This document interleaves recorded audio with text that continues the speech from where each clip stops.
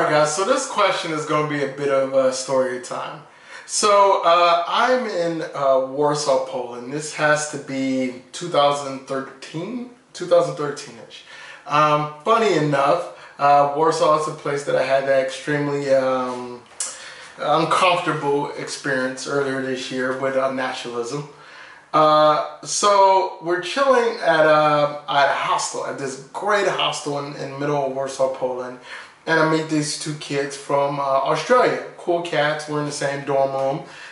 We grab some beers, we have dinner, and we're just kicking it. We end up going to some clubs and interacting. We kicked it for like 3 days together. So towards the last day, we're drinking.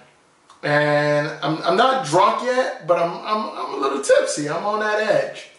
And this kid, Dan, cool kid, he goes, "Eric, can I call you my nigga?" And this is, I'm 4 years less travel as I am, well, 5 years. And my first reaction was, fuck, the fuck are you talking about? Like, right there, first reaction. And then I realized that this is a 19-year-old kid from Australia. And I'm like, nah, man, you can't. And it blossoms this entire conversation about why black people could say it, but white people can't say it. And for me, it's interesting because we have this conversation in the U.S. all the time. You know, you just had Bill Maher called himself a house nigga and all this stuff. People talk about, okay, Eminem say it, but Malcolm Morgan said it, Iggy, like all this back and forth about who can say it and who can in the U.S.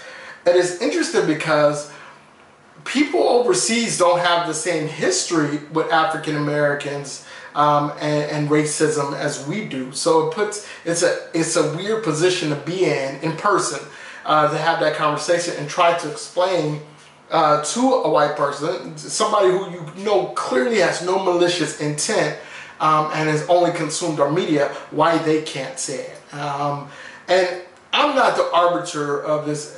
I'm not the gatekeeper to who can and cannot say it. I try not to say it, but when I'm around my friends and family, I say it like air. Like it's just flows. All of us do it. But that doesn't make it okay. And I think it's an important conversation to African Americans that we need to have, not with each other. I mean, you know, do you or do me. But I think we need to have it with ourselves, about how we're going to react, because I assure you this conversation is going to come up the more you travel. And sure, it might not come up if you take a quick 1 week trip here and there, but if you become like a perennial traveler, like a regular traveler, and you start to interact with people abroad, they're going to want to know why is it, because it's hypocritical as hell. It is extremely hypocritical. Mind you, I don't believe that. I don't understand why white people want to say it. Like, I don't get why they want it so much. I'm like, yo, let them have something. But it is extremely hypocritical, especially when it's, you know, thrown around like nothing in hip-hop music. And our music has made a lot of people rich and it's spread around the planet. And it's interesting when you go to a place like Romania and you hear people saying it, not understanding the historical context of that word. And I think we do the same thing. We do the same thing with the word gypsy. Like, the fact that people run around calling themselves gypsies, to me, is gypsy. For people who don't know, gypsy is nigga. That's it's the same word. Like, it's the same thing. Just because a few, you know, pretty blonde-haired, blue-eyed girls have used the name to kind of create travel blogs and shit doesn't make it okay. Gypsy is a racial slur against Roma people. That's it. So if you're running around using gypsy, you can't be getting upset when people want to use the word nigga. So what I told him, what I explained to him was, hey, look, man, you can't say it. I'm not going to get mad at you for saying it, but just be warned that all black people might not appreciate it. And that's the reality of it.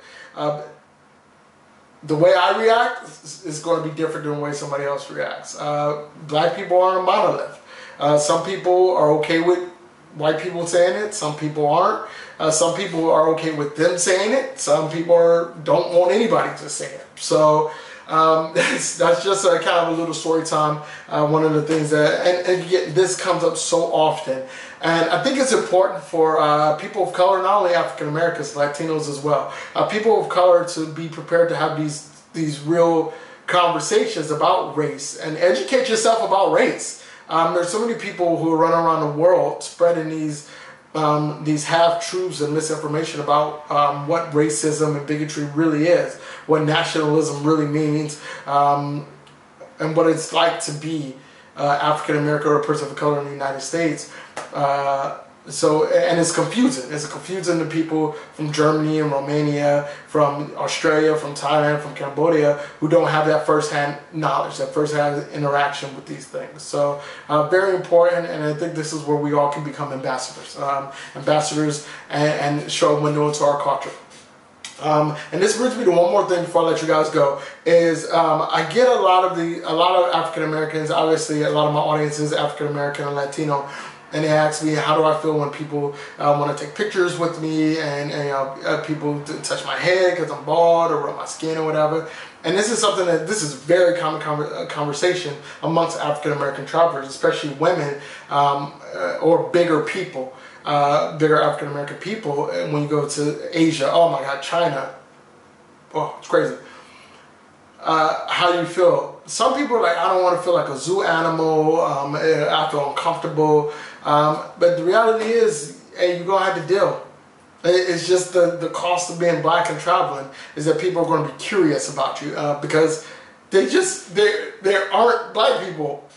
There aren't a lot of black people in Asia, for example. It's just the way it is. Like, there's no other way to put it. Like, there's a couple, there's me and a couple of my friends, and there's the African community, a lot of Kenyans, Nigerians, Tanzanians, Botswanans are here, but they're relatively small communities. You go to South Korea, it's Korean. I think we come from a place of privilege with multiculturalism in the United States, in the UK, in Canada, where it's almost shocking that we go to a country where it's homogenous. Most countries around the world are homogenous. Like, most people who live in Romania are Romanians. Like, most people who live in Thailand are Thai. Like, a vast majority, 80% plus. I want to say it was something like Korea was like 80% Korean, of Korean descent. So we have to understand that when we go to a lot of these places, we are really like unicorns and people are curious about us. So it's our opportunity to educate them, to tell them why it's not okay to touch your hair. Like, don't punch them in the fucking face because of it, because that's not good.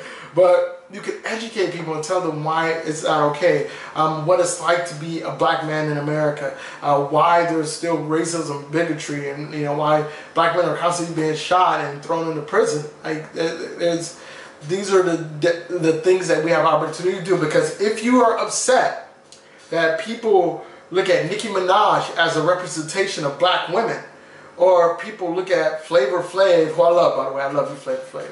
But people look at Flavor Flav as a representation of black men, you have to be an example. You have to show, like, hey, we're not a monolith. It's more to us than that. So that's our opportunity. So that's what I got to say about that. So I know I went off on a little bit of a tangent there, guys. I apologize. If I'm off base, let me know below, as you guys always do. I always answer. If you have any questions, comments, thoughts, or stories, go ahead and leave them below, and we can keep this conversation going a little bit. But as usual, leave the world better than you found it. I'll see you guys in the next video.